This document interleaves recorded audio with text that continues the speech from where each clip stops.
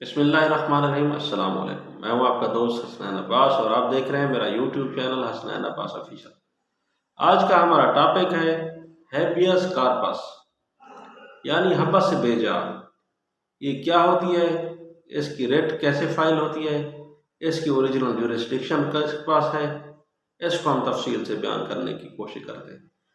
Habeas corpus दरअसल ये एक लेटन फ्रेजल वर्ब है जिसका मतलब है कि produce the body, to bring the body. यानी कि जब भी कभी आपने देखा होगा कि आपके सराउंडिंग्स में कोई बच्चा अगवा हो जाता है, कोई बच्ची अगवा हो जाती है, या कोई कहीं ये भट्ठा मजदूर होते हैं जो इनको जो है ना इलीगली डिटेन कर लेते हैं वो उसके मालिकान।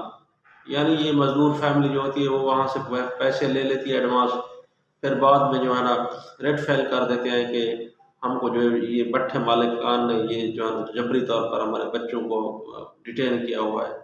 या कभी कभार पुलिस किसी आदमी को गिरफ्तार करती है, गिरफ्तार करने के बाद उसको इलीगली तौर पर अपने पास रखती है, थाने में रखती है। यानी कि उस पर ना तो कोई एफआईआर होती है, ना ही उसकी कोई जो है ना बंदी वगैरह डालते हैं, उसको जो है ना इलीगली तौर पर 2-3 दिन, 5 दिन, हफ्ता, 10 दिन अपने पास रखते हैं। तो ऐसी सूरत में जो है ना रेट फाइल होती है 491 की, 491 सीआरपीसी। ये इसकी ओरिजिनल जुरिस्डिक्शन जो है ना हाई कोर्ट के पास है।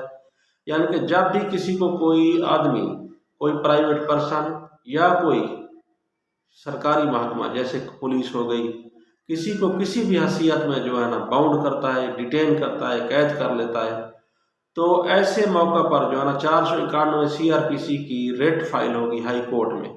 इसकी 491 सीआरपीसी की ओरिजिनल जुरिस्डिक्शन जो है ना हाई कोर्ट के पास है। फिर इसने जो है ना आगे ये पावर डेलीगेट की हुई है सेशन जज साहब के पास, एडिशनल सेशन जज साहब के पास।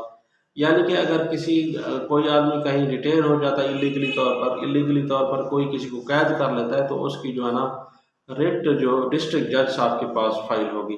तो डिस्ट्रिक्ट जज साहब जो है ना पुलिस को ऑर्डर करेंगे, या फिर वो बैलफ को भी ऑर्डर कर सकते हैं कि आप जाएं और जो है ना ये इस आदमी को प्रोड्यूस कर कर मेरे सामने लाएं। यानी कि इस आदमी को जिसके को इन्होंने डिटेन किया हुआ इलीगली तौर पर, इसको जो है ना ब्रिंग द कोर्ट के सामने ले आए।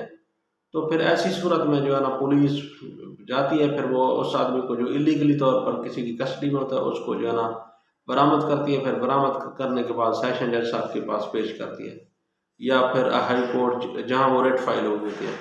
इसके लिए बाज़ औक़ात देखा गया कि वकला साहबान ऐसा करते हैं कि सेम टाइम में एक रेट डिस्ट्रिक्ट जज साहब के पास फाइल कर देते हैं और दूसरी रेट हाई कोर्ट में फाइल कर देते हैं। उसके लिए होता यह है कि बाज़ औक़ात कोई मैटर जो होता है वो दो अदला पर मुश्तमिल होता है। यानी कि आदमी जिसने वो उससे डिटेन किया होता है उसकी जो है ना आर्जी रिहाइश एक ज़िले में होती है, उसकी मुस्तकिल रिहाइश जो है ना किसी दूसरे ज़िला में होती है। फिर जो है ना हाई कोर्ट में रेट फाइल की जाती है कि क्योंकि सेशन जज साहब के पास एक ज़िले की अख्तियार समात था, तो फिर हाई कोर्ट क्योंकि वो उसका अख्तियार समात तमाम अजला पर जो उसके मातहत होते हैं वहाँ पर लाइज होता है। तो फिर ऐसी सूरत में जो है ना रेट हाई कोर्ट में फाइल भी की जा सकती है। बाज़ सूरतों में ऐसा भी देखा गया कि कोई बच्चा बच्ची, कोई लड़का लड़की जो है ना आपस में जो है ना वो वालिदैन की रज़ा के बगैर शादी कर लेते हैं। फिर शादी करने के बाद वो लड़की जो है ना वापस अपने घर चली जाती है। फिर वो लड़का जो है ना कोर्ट में रेट फाइल कर देता है 491 सीआरपीसी के तहत कि मेरी बीवी है, इसको जो है ना इसके वालिदैन ने खामखा हबस बेजा में रखा हुआ है, वो मुझसे मिलने नहीं दे रहे। तो ऐसी सूरत में जो है ना हाई कोर्ट डायरेक्शन जारी करती है कि ब्रिंग द बॉडी।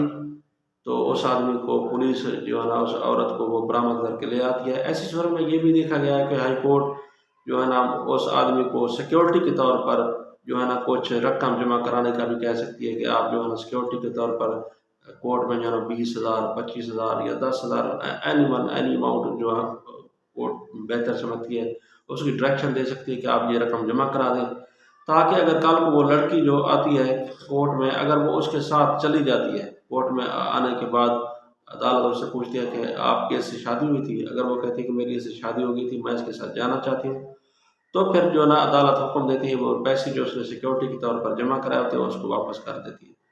बात सूरत में लड़कियां जो है ना वापस नहीं जाना चाहती, तो फिर ऐसी सूरत में अदालत वो जो सिक्योरिटी के तौर पर पैसे जमा कराए होते हैं उस आदमी ने, वो उसको जो है ना वापस दिलाए जाते हैं, यानी कि वो उस औरत को दे दिए जाते हैं कि आप ये पैसे अपने पास रख लें, आपने आपको इस आदमी ने जो टेंशन दी है, किराया वगैरह लगा है, तो ये अपना जो है ना आप खर्च वगैरह कर लें।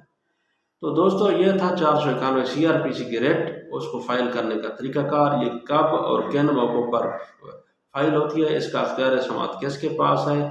तो हमने जो है ना तफसील से डिस्कस करने की कोशिश की। उम्मीद करता हूँ कि मेरा ये आज का टॉपिक आपको समझ आ गया होगा। हमारी नई वीडियो आने तक इजाज़त चाहता हूँ। अस्सलाम वालेकुम।